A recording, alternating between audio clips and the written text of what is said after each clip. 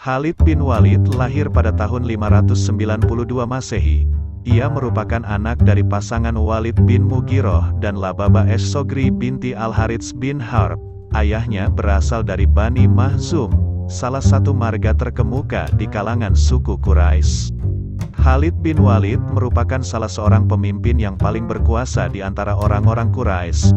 Paman-pamannya juga tergolong sebagai kaum yang terpandang di Quraisy.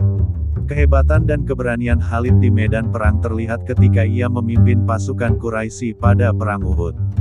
Saat itu, ia menjabat sebagai panglima pasukan berkuda kaum Quraisy dan berhasil mengalahkan kaum muslimin. Taktik yang Khalid gunakan adalah memanfaatkan kelemahan musuh.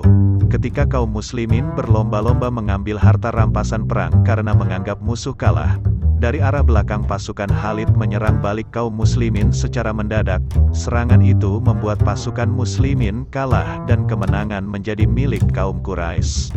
Usai Perang Uhud, Khalid bin Walid menyatakan diri masuk Islam. Dengan demikian, jabatan yang ia peroleh sama seperti sebelumnya, yaitu Panglima Perang. Khalid bin Walid tidak pernah mengalahkan Rasulullah. Setiap perang yang dipimpin, Khalid berhasil memperoleh kemenangan. Prestasi tersebut kian berlanjut hingga masa pemerintahan Abu Bakar. Kala itu, Khalid ditugaskan untuk memperluas wilayah Islam dan membuat kalang kabut pasukan Romawi dan Persia. Ketika Perang Mu'tah, Khalid kehilangan 9 pedangnya. Inilah yang menyebabkan dirinya memperoleh gelar pedang Allah yang terhunus oleh Rasulullah. Sementara itu, pada peristiwa pembebasan Mekah atau Fatu Mekah pada tahun 630 Masehi, Khalid bin Walid memiliki andil yang cukup besar dalam mengobarkan semangat pasukannya. Kemudian, di era Khalifah Abu Bakar, Khalid bin Walid memimpin sejumlah pertempuran, seperti pertempuran Riddah, pertempuran Yamamah, serta penaklukan Persia dan Romawi. Sejak Rasulullah wafat, banyak kaum muslim yang keluar dari Islam atau murtad.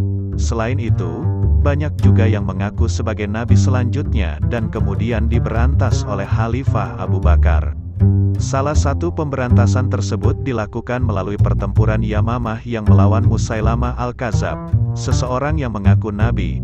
Dalam pertempuran Yamamah, pasukan muslim di bawah pimpinan Khalid berhasil mengalahkan kaum murtad yang jumlahnya lebih banyak 3 kali lipat ketimbang jumlah pasukan muslim. Sementara itu, ketika penaklukan Persia dan Romawi, Khalid bersama 18.000 pasukan muslim berhasil menguasai wilayah Persia dengan cepat. Sepak terjang Khalid bin Walid sebagai panglima perang Islam tidak diragukan lagi.